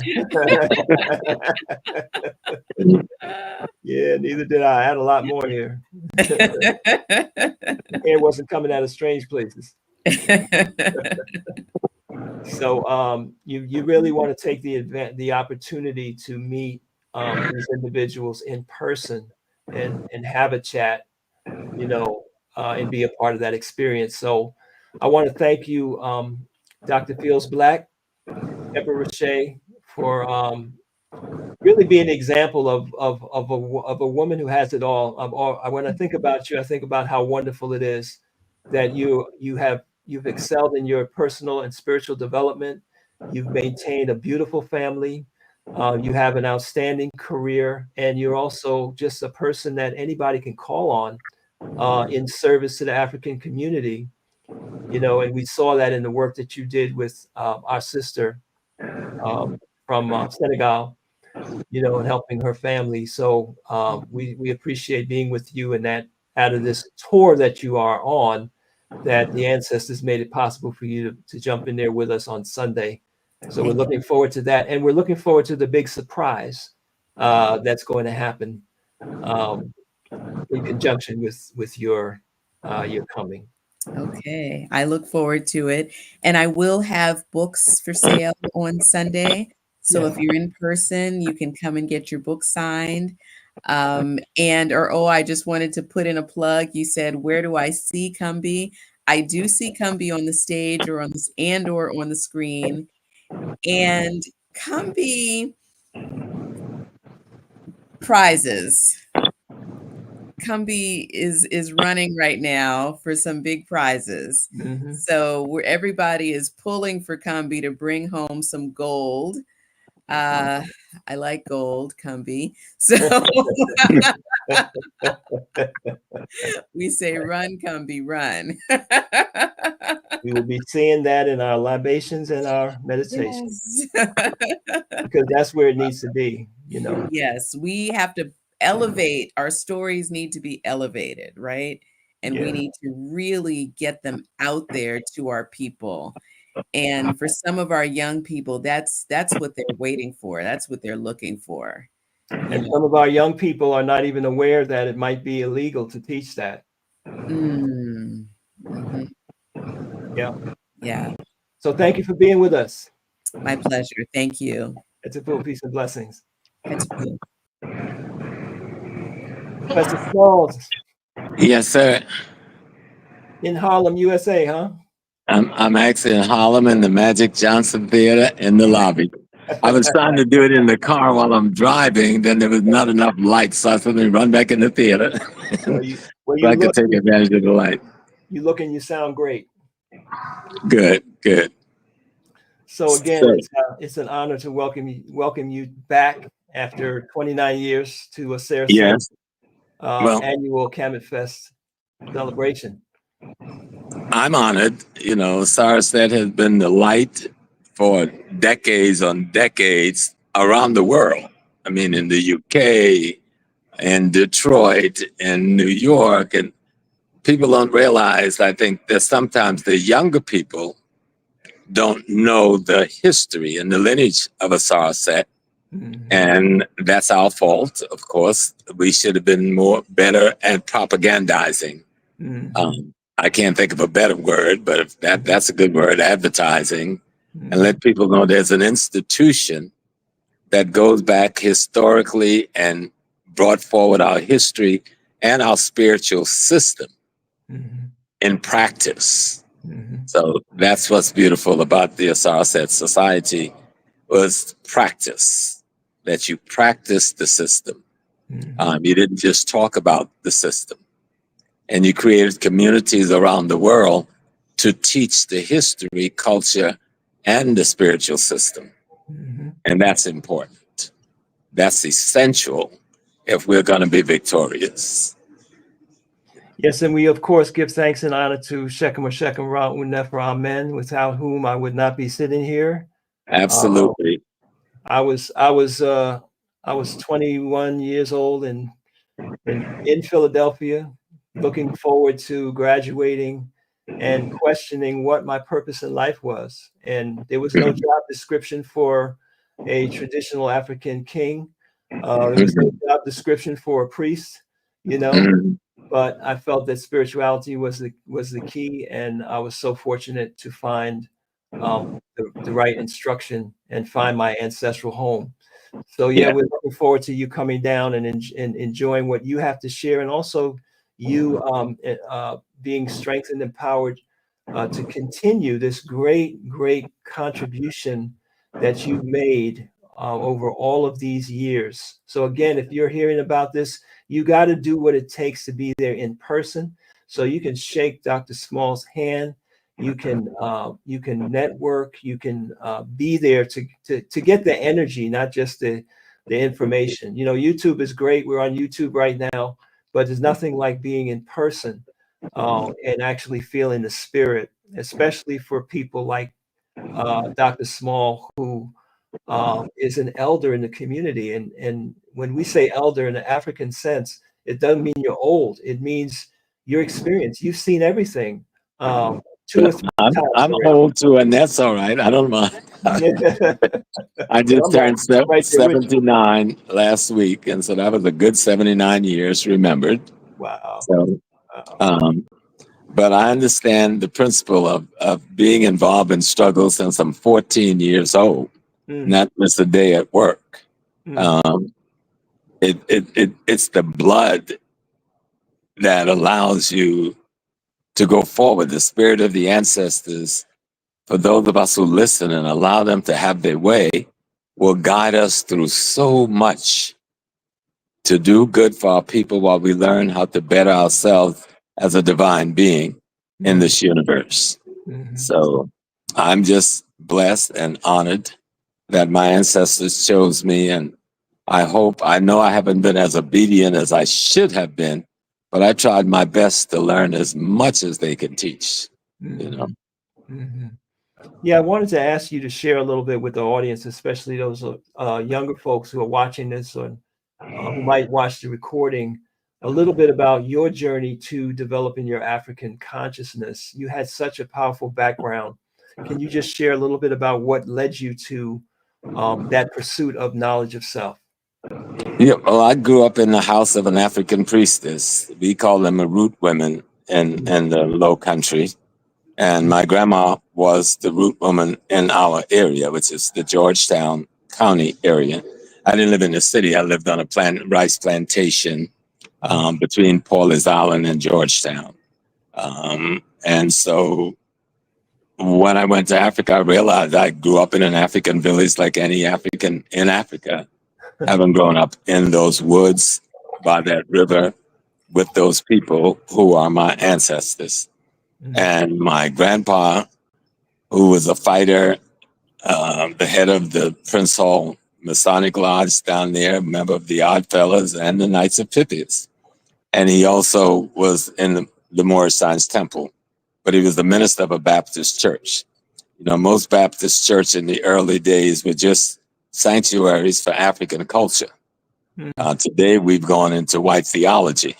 But back in the day, it was African culture hidden in the only sanctuary white people allowed us to have. And so I grew up in that community. So by the time I'm 14, I remember we were picketing the Strand Theater in Georgetown. And my papa, Mr. Andrew Small, and his friend, Brother Nesbitt, they didn't want their children humiliating themselves, begging to go into white theater. So every Wednesday, I don't know where they got the projector from or where they got the movies from, but every Wednesday in our church, we went to the movies. And we didn't have to protest to be a part of nobody's nothing. I didn't fully understand it then, but later I understood that was a high level of integrity that they pulled off for us. And I remember the first movie they showed in the church was Hop Along Cassidy. You may be a little too young to remember Hop Along Cassidy. It was a cowboy movie. But growing up in that environment, my stepfather was my father, Mr. Paul Johnson, who's from Santee. That's another one of those maroon areas between Charleston and Georgetown. He was a part of the labor movement here in New York after he came to New York. He was a union organizer, a labor organizer. And my mom was just in the movement all of her life. I mean, she was teaching us African history when I was still in junior high school. But one of the greatest assets to my life, besides my grandmother and grandfather and great-grandmother, who I knew very well, and my mom and dad, and my mother had 12 children, so I'm number seven of 12. You know, we were an army, and my uncle had 40 children, you know, and so we, just a small family, was an army unto itself. But I went to school in a one-room classroom from first grade to seventh grade, taught by one teacher, the same teacher. And she taught first grade, second grade, third grade, for all of the grades, first to seventh, was in this one room. And she managed to teach all of us, you know. And then I went to Georgetown, to an all-black high school, Howard High. I never had a white teacher or professor until I joined the U.S. Navy after high school. And then, of course, in the colleges of the Northeast. So I grew up in a black world that resisted white tyranny. Georgetown had a massive black community because Georgetown was one of the largest, it was the rice belt. You had the Santee River, the Pee River, the Waccamaw River, the Sanford River, and the Black River. All of those rivers flows to Georgetown County. And on the banks of all of those rivers, going for 40 plus miles, was rice fields. You understand? But it was also malaria, mosquitoes. So whites left us alone pretty much for 6-7 months of the year to run our own lives. And so coming out of that environment, which we call the Freewood black folks, I'm not going to use the N word, that's what they called us back then. But that the Freewood ends were the maroon community of South Carolina. That's what they call us. And we called ourselves that pretty much. We were the Freewood end. You don't come up in here. White folks didn't start coming in the areas that was our maroon areas until in the 1960s. We managed to maintain our integrity up until that point. Now, as youngsters, we didn't appreciate and understand all of this. As after I look back years, having left home, got involved with Malcolm X at 16, became the imam of a Malcolm's mosque at 21 after he was assassinated, was his sister's bodyguard for 18 years, you know, served as a member of OAU, Black Panther Party, worked with all of the men and brothers who formed the Black Liberation Army, because most of them came out of the OAU, Malcolm X Youth Division. Sekou Adenga, Zaid Shakur, Lumumba Shakur, Matula Shakur. We all knew each other as young people and worked together in the political movement. And so that's the foundation of my life. I come out of that crucible. And during that period, we met people and was taught by Dr. Clark, Dr. Jeffries, Dr. Ben, Dr. Jacob Carruthers out of Chicago, Dr. Asa Hilliard out of Atlanta, Dr. Francis Welding. And I don't mean casually. These are people I spent years with, working in the Association for the Study of Classical African Civilization, ASCAC, being a part of the founding group, working as a part of the AHSA, founded by Dr. Clark and others in 1969. That was the African Heritage Studies Association, you know, working as a part of the National Black Studies Association. And then teaching for 18 years at the City College of the City University of New York under Dr. Leonard Jeffries in the Black Studies Department. So that's my background, among a whole bunch of other stuff, movement stuff. I started studying in the Yoruba tradition in 1967. Baba Surgiman, who would be along with Chifa Jamu and Mama KK, and these are the great leaders of the Yoruba tradition in North America. Before they built the village in South Carolina, they had lost their buildings in New York, and I allowed them to meet in the Yoruba temple in my mosque on Sundays, you know, which didn't make the Muslim community very happy, because there was an attempt on my life because of that. Wow. But I didn't back away from my brothers and sisters, because the Yoruba community and the Akan communities were the two greatest supporters of Malcolm X after he left the Nation of Islam. Mm-hmm. And so those are some of the things I would be writing about that a lot of people don't know about. Mm-hmm. Or Malcolm's relationship with Bumpy Johnson. Mm-hmm. He and Bumpy were friends when they were youngsters, before Malcolm went to jail and before Bumpy went to prison.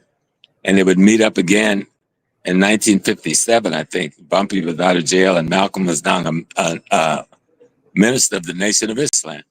Mm-hmm. And so thank God I've been able to be a consultant on the movie Godfather of Harlem, which is about the life of Bumpy Johnson and his relationship to Malcolm X and Adam Clayton Powell, as they try to take Harlem back from the white mafia who took it over while Bumpy was in prison.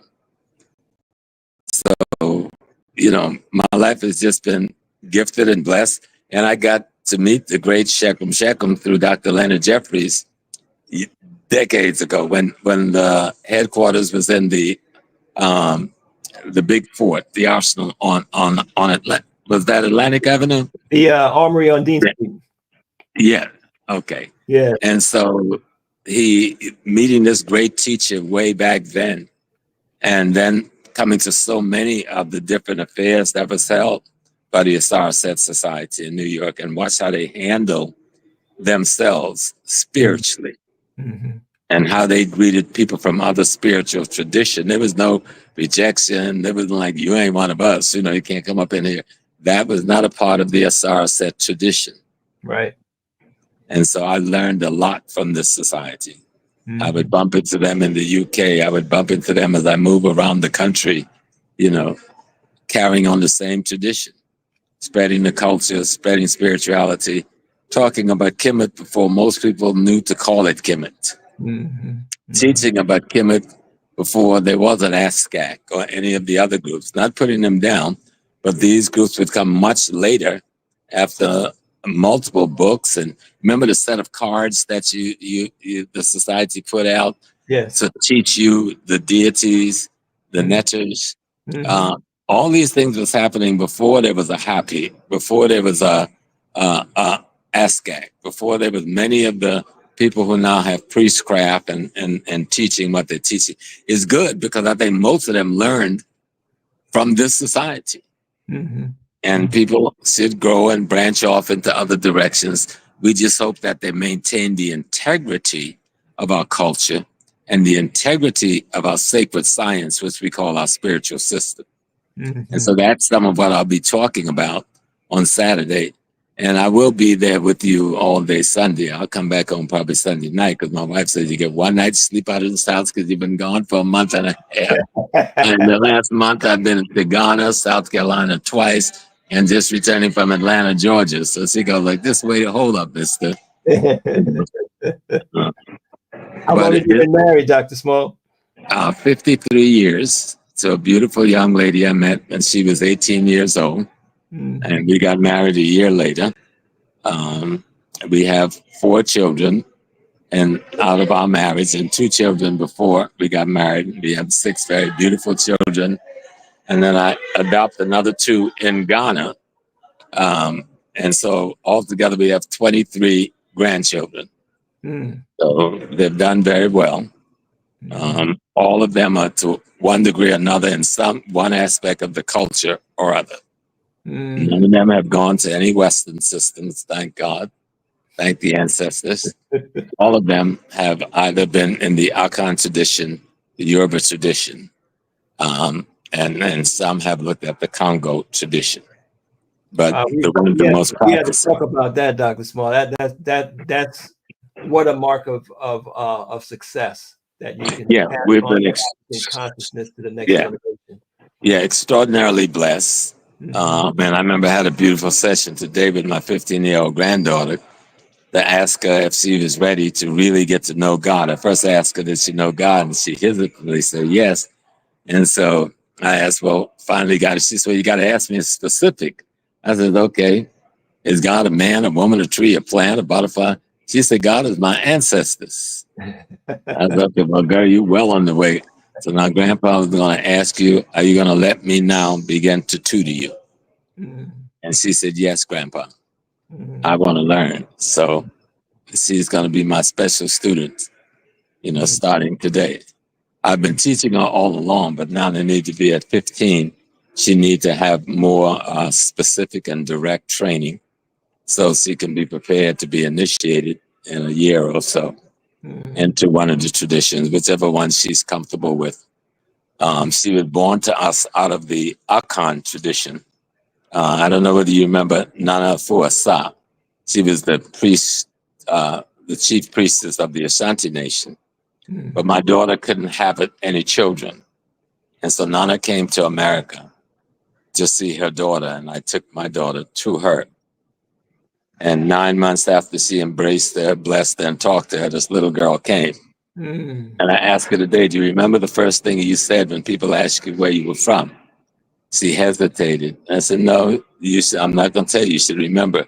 She said, I told them I was from Ghana. That was her first full sentence.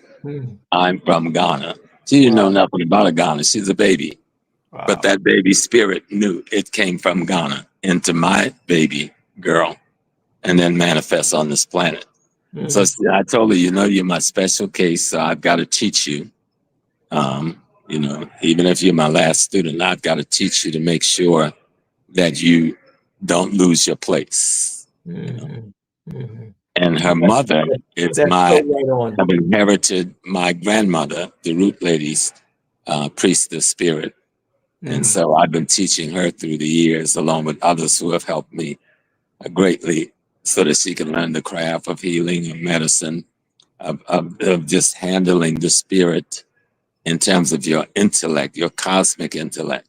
And so these are some of the things I'll talk about this weekend, and some of the experience I've had through the years, personal experience, encounter everything from assassination attempts to building institutions, to training young brothers like the Sons of Africa, who we pulled together at City College, who are still working together after 40 years of maintaining the pilgrimage to Malcolm X's grave for what is now almost, 60 years.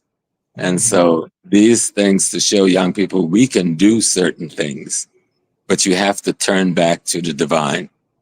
From an African spiritual perspective, you must return back to your ancestors and know how they are you and you are they, and begin to learn what our mission in terms of cosmology and ecology, how do we study the cosmos, how do we study the environment we live in, how do we realize our relationship to both, and live a life that can lead to the true freedom of our people, because we're not going to win freedom through the barrel of a gun. We tried that one.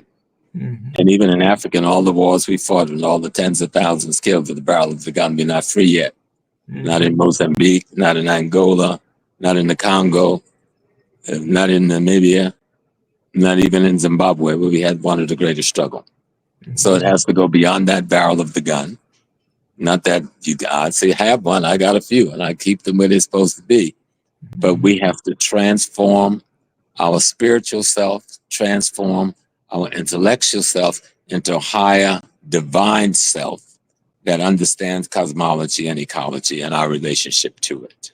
And then put it to practice.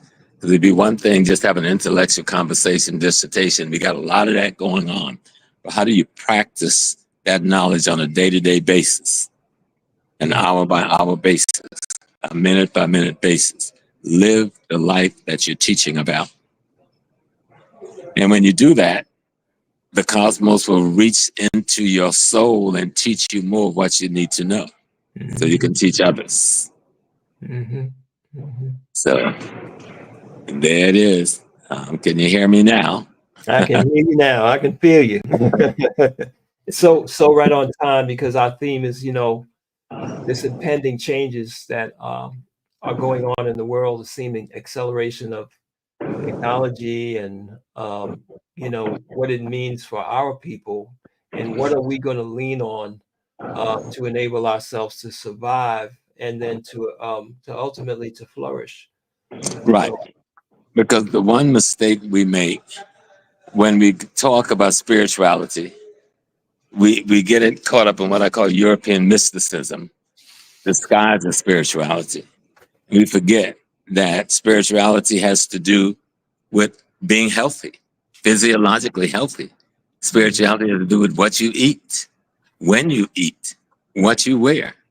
Spirituality has to do with the ability to provide food, clothing, shelter, safety, and security for yourself and your family. You know, spirituality has to do with controlling the land, labor, and resources in the environment you live in. If you separate your conversation on spirituality from those things, you're still walking in darkness. Mm-hmm.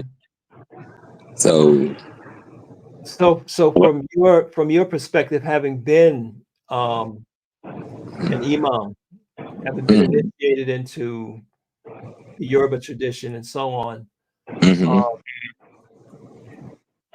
how were you able to transition? I mean, you spoke a little bit about your background and where you came from, right? But a lot of us get trapped in separation of religious practices. Yeah, all of them are trying to find the same place. Some are just better tooled than others. And so what we're trying to find is the divine in ourselves and ourselves in the divine. And greatly what we're trying to find, what is the divine? I have a simple way of saying it. It's every and all things at once, including you. Okay? But how do we understand that when the Yoruba says, I'm going to talk about 10 orishas, we have a problem when the voodoo say, I'm going to talk about 10 lowats, or a problem when those who study Kemet says, I'm going to talk about 10 netches, or when the Muslim says, I'm going to talk about 10, what is it called? It's called the beautiful names of Allah. They're all the same principles. They're the principles that our ancestors have figured out as the governing tools for the universe. You know, those principles in all those different traditions I just named makes up the laws that governs the universe, you know, and governs the ecology and governs cosmology, you know. And so I suddenly realized, well, I didn't realize it, the ancestors showed me that the only difference is our ignorance, you know, our ignorance of everyone is on the same journey, trying to define the divine within and without. And they get confused by the methodology. Religions are methodologies to help you along the journey. It's not even the journey itself. And they're methodologies. And we confuse the methodology with the goal. You see, like we have arrived at a goal when we begin to practice these religions. No, those are methodologies. And some are inferior to others. You know, some are not as developed as others. All of them come out of the tradition we call Kemetian. And the Kemetian tradition comes out of the greater tradition of the southeastern and south central part of Africa, Congo, Sudan, Ethiopia. But in Kemet, it saw a synthesis that took it to its highest level. You understand? And everything else grows out of that. Zoroastrianism, Buddhism, Islam, Christianity, Judaism, are all attempts by other ethnic nations to copy and put into practice that which they encountered when they encountered Kemet. You know? So once the ancestors began to show me, and through many ways in dreams, you know, and I began to learn that dreams is more than something that happens to you when you sleep. I think I was about, it was 1968 when that message came. I was about to go to California to live with my older brother in the mountains. And I had a dream about the house on the plantation in South Carolina. And me and one of my brother, an older brother, was there. And we both had these big snakes flying with us and flying around us. And they were colorful snakes, almost the colors of the rainbows. And he was killing his snake. But I embraced mine. And I went to him and I'm screaming, don't do that. Don't kill that. Because that's you. That's you. That's your spirit. That's your soul. That's you. I'm screaming and I wake up out of my dream screaming this. because it was so real. And then mine just sailed off into the forest, cutting a path through the trees going towards the river. And I used the word, I remember in my dream, that your soul is the Kabbalah. The Kabbalah is your soul. And I just began to study Kabbalistic history at that time. So that's when I first realized that there's something outside of you teaching you, but you got to listen, you know, and you got to take the teaching seriously, and you got to follow where it leads you, and then practice what you learn. Yeah, so interesting, because we know the role the serpent plays in Kemet, and how the elevated life force then becomes your protective power. And also, of course, And at that time, I knew nothing about Kemetic history, you know, but I would learn so much later about the serpent. So were you able to heal your brother's snake over time? Oh, yes. It took him years, but he found his way back to his spirit self, you know, off into the European world, off into, you know, off into doing all the things people do, the drinking, the so forth. And then one day he was getting a divorce, and he didn't read or write very well. And he called me and asked me, could I come with him to sign these papers and help him read the papers? And I realized I didn't know until then my brother couldn't read very well, couldn't write very well. And during that period of a couple of months, us being together like that, they always supported me, though, no matter what I was doing. My family, that was a blessing from the divine. No one in my family ever spoke against me, but they were there. My parents would kill them or speak down to me or on me. They knew I was doing something that was good for the family. And I remember when I was about 28, all my siblings got together down in South Carolina and made a trophy for me and sent it to me, and it just said the family hero. Just one of those little statue things you buy out of the souvenir, the trophy stores. But they appreciated what I was doing, even though they didn't understand it enough to see me as the family hero, you know? And so when I went south 2 weeks ago to my younger sister's 75th birthday, you know, you just see love at a level and a pitch that you don't see it when you're away from that blood clot that you came out of, you know? And so many, I think we were in a restaurant owned by one of my nephews, and there had to be at least 300-400 family members, most of whom I hadn't seen in 50 years. Wow. But they all knew me. They watched the YouTube. They watched my Zooms. I didn't know those kids were paying attention to me at all. I was busy thinking I'm talking to the rest of the world. And I went 2 weeks before that to a funeral, and I walk into church, and the minister, the young female minister in the pulpit, who was born after I left home, was my relative. The bishop sitting behind it was my relative, Shep, who I hadn't seen since the day I left home for the Navy, the day after graduation. And she stopped the funeral service of my older brother, Marshall, to say, Professor James Smalls just walked in the church. They go, wow, because they respect what I've been fighting for and stood for with my life. And I felt so honored. I felt a little embarrassed, but I was honored that those youngsters felt I was worthy, you know.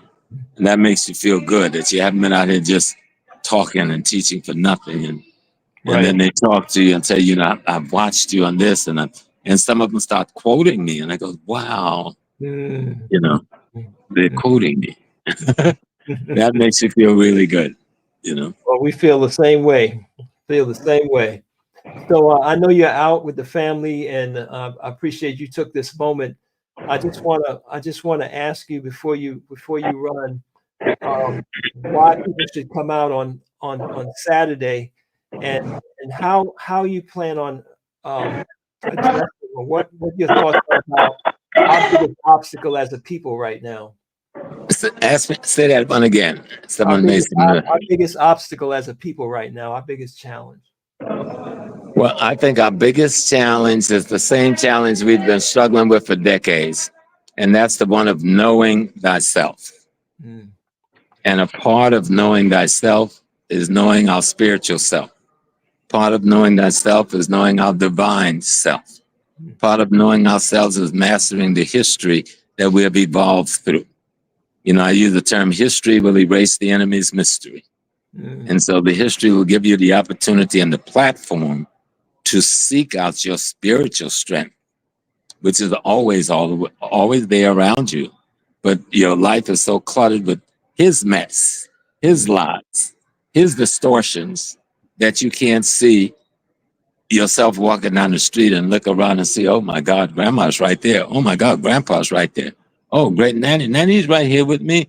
Oh, daddy's right here. They're walking with me. No one can see them, but I know them. They're here because I feel them. Mm. They're not only walking with me, they're walking as me. Mm. So that's what I don't want to give up too much of what we're going to talk about, Mhm. but I want to leave some for the mystery. Yes, And, sir. but that's what I'll be trying to explain, knowing thyself. Mhm. And the best way to know thyself is to know your ancestors. And the best way to know your ancestors is to know your history. In your history is your culture and your spiritual system, your sacred science. And then learn that you must master that. That includes your medicine. That includes your language. That includes your intellect, all of those things. But it starts with trying to learn the history of your family, with your family tree. Who was my grandma? Who was my mom? Who was my pa? Where did they come from? You know, where did their parents come from? What part of the country did they come from? Did they come from South Carolina, North Carolina, Mississippi, Arkansas? What was that area of the world? What tyranny did they have to live through? Because that tells you who you are. You wake up the spirit. Mm. You wake the spirit up in you. And the spirit you wake up will teach you to find the other spirits within you. Mm. So Mm. that's where we're going to be going. All right. Thank you so much, Professor Small. And Okay, my brother. we are excited, waiting to greet you. And shout out to my brother Kesmani Haru. He's taken that pilgrimage with you many years to the grave of Malcolm X and Dr. Ben Yes, sir. up there Yes, sir. up there in the Bronx. So we're all waiting anxiously to greet you and to spend this quality time with you. I know I'm going to see so many of my brothers and sisters that I haven't seen in decades. So I'm looking forward to Saturday and Sunday. All right. Thank you so my much. brothers. Thanks to your family for letting you I will. stake out in the lobby for us. Yeah, they understand. All right. Peace and blessings. Peace and blessings. Peace and blessings. Okay, cool. Yes. All right. I see y'all in the chat. Some fire in the chat. What a powerful, beautiful Kamitfest we're going to have. So I want to thank you for joining us tonight. Yes, there will be a replay of this. You can use the same link to come back and check it out again.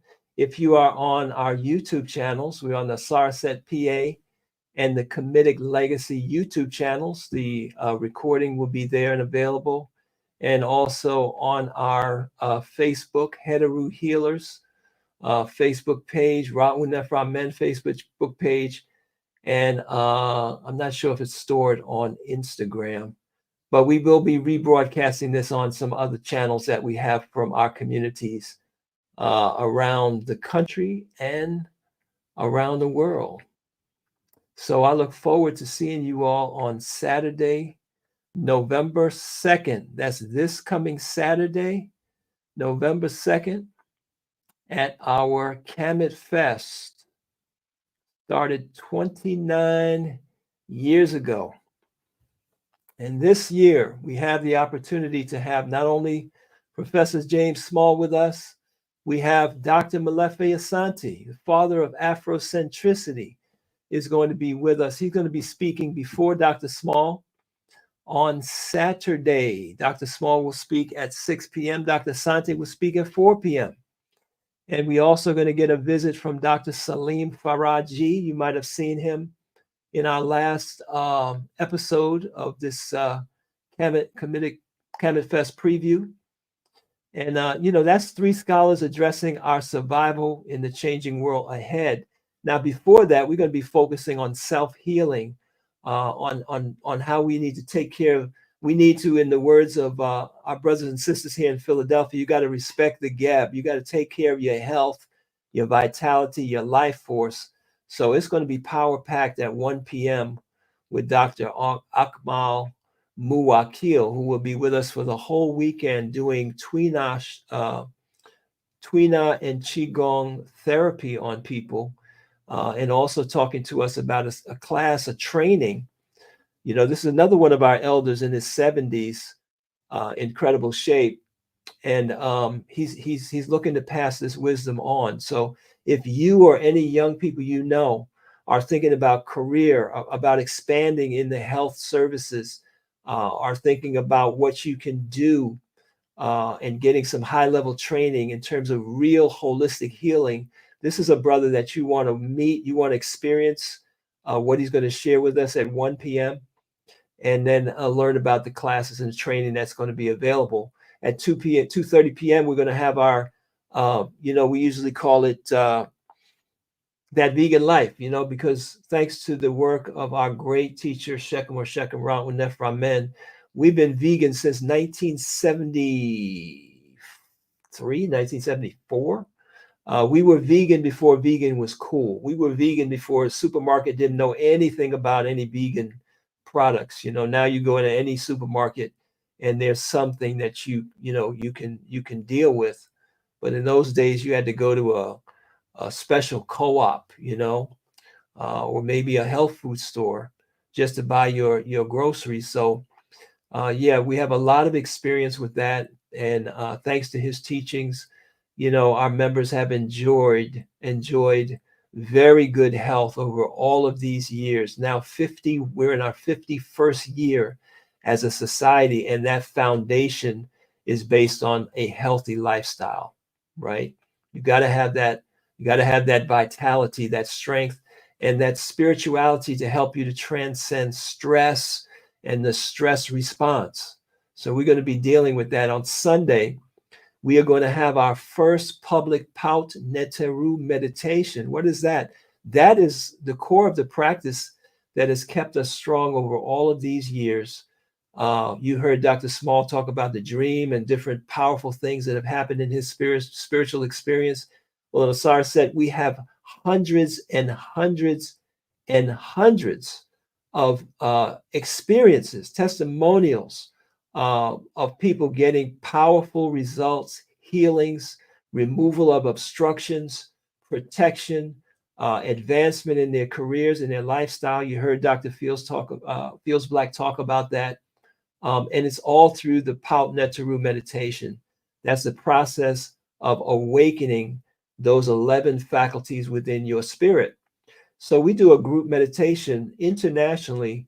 We do it every Sunday, as a community. So that's been a private and will continue to be an internal, ritual that we do. But we are now prepared to open up a Paut Neteru meditation to the public. So you're going to be able to participate in that on a regular basis, right? Every month. So the first one will take place on Sunday, November 3rd at 11 a.m. If you're going to be with us, you put on your nice white ritual clothing and come, or you can jump on Zoom and you can experience what a Paut Neteru meditation and committed spirituality is all about, right? You can taste that for yourself. And then at 2 p.m., we're going to hear about more from Dr. Edda Fields Black and her work on Combahee. And we have some special surprises for you if you attend that. That's going to be quite mind-blowing. At 3:30, my person will be talking about AI. AI to us stands for astrological intelligence. It's not the artificial intelligence, it's the netter intelligence. And we will be releasing the 2025 Paut Neteru calendar and meditation journal. So we're going to talk about the fact that our lives and the events in our lives are being facilitated by spiritual forces. And we have a schedule. We have a calendar that actually shows you what aspect of God's spirit is manifesting in a particular lunar cycle, and how you can harmonize your activities, your projects, your personal growth and development, your goals, your business with those divine intelligences to propel you to greater success. And then at 5 p.m. is going to be the keynote address from Shechem with Nephron Men, talking about the keys to empowering your manifestations. And he's going to be releasing a new course, a new digital course and book. And it's on a new platform called KamiticLegacy.net. You're going to hear about that and all the classes and events that we have coming up for the rest of the year and into 2025, and how you can be a part of that in a powerful way. Brother Amari Rebels Band is going to be here on Saturday. We have Baba Karamogo and his drum orchestra. So we have some powerful entertainment lined up. We have some spoken word. We have some young people that's going to be doing some spiritually grounded spoken word, hip hop. So it's going to be a great time. So make sure you get your ticket now. You can get your ticket for both days, even if you can only come one day, or if you're going to be on Zoom, because you're going to get a recording of everything that transpires on our replay page. And let me see if this has refreshed, because some of y'all need to do what I'm going to do, and that is get me some serious healing treatments. Here it is. So we have Dr. Chester Phillips Derdench Mashani, and also Dr. Atangwe, a power couple. And you're going to get some counsel and some treatment in a holistic manner through traditional Chinese medicine, as well as integrated medicine. What is integrated medicine? It's the practice of knowing how to navigate. Some of us have high blood pressure already. We have diabetes. We have certain conditions, and there's medications that we need to be on to survive, right? And you might want to have a more natural or holistic approach. So you need to talk to somebody that's qualified to help you to navigate that. Is that appropriate for you? Or how can you, use other modalities to offset the side effects or negative effects of medications that you might have to take? Or how you can even safely transition away from those medications if that's possible. So if you click this button on our website, you can make an appointment, and I'm stressing that now because we're anticipating an overflow of people, and these two specific practitioners, they're only up here maybe once a month to once every 6 weeks, so they have people lined up.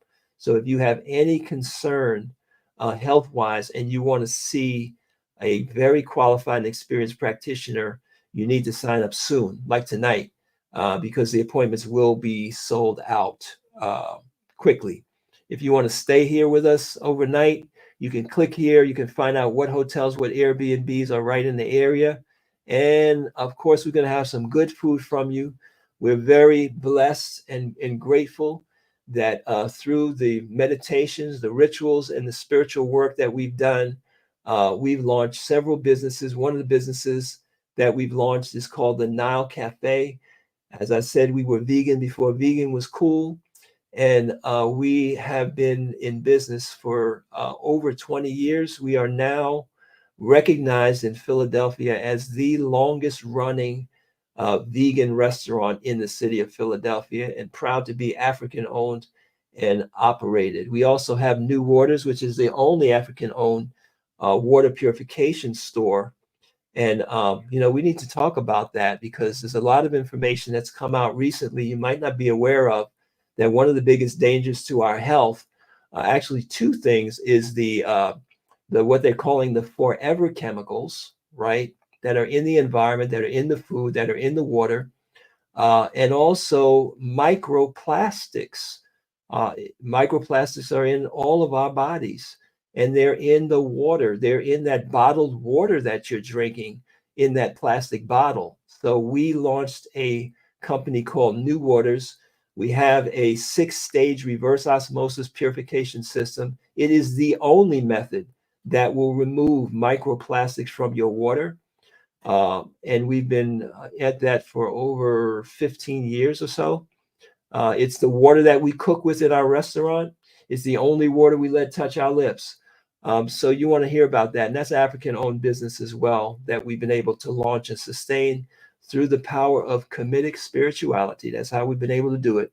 So we're going to welcome you in Philadelphia. You're going to have great food, great entertainment, powerful information, and we have some of the best vendors on the East Coast you're going to find. So we'll have lots of beautiful merchandise and art and so forth for you to also patronize our Black businesses. If you're interested in vending, we may still have a spot outside. I think our indoor is all sold out, but you hit the button here and fill out the form, and we'll see if we can still accommodate you. So I want to thank you for being with us tonight.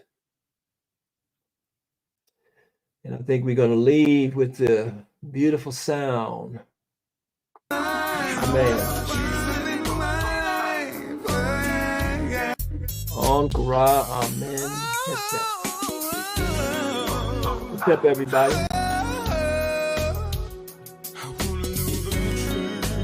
All right. Yes, my brother from Ohio is going to be in the house.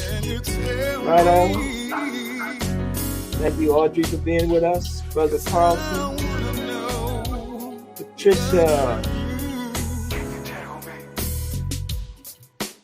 Michelle, Francine, Jacqueline, my man Ernest from Belize.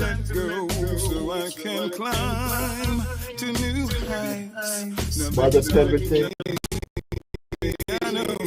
Thank you. Thank you, Atukwe. Curtis Green. All right, there you have it there. Never tap. Look forward to seeing y'all in Philly. Don't forget, Thursday night, Shechem or Shechem, Raul Nefra, amen. Thursday night, 8 o'clock. The Fool. I want to know the truth. It's been a long time, but I've been searching for then one thing that makes my life complete. And I'm gonna hold on, I'm gonna be strong, 'cause in my heart, truth I'll always see. I wanna know, I'm gonna know.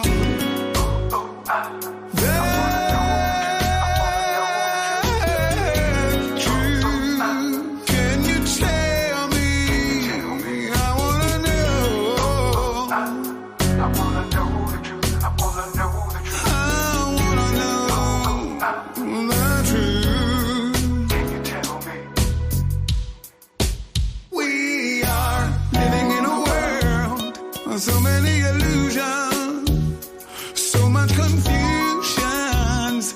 I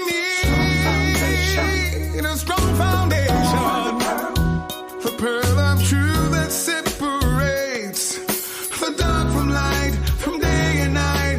Help me change and sacrifice the wrong. Check. How can I find the truth?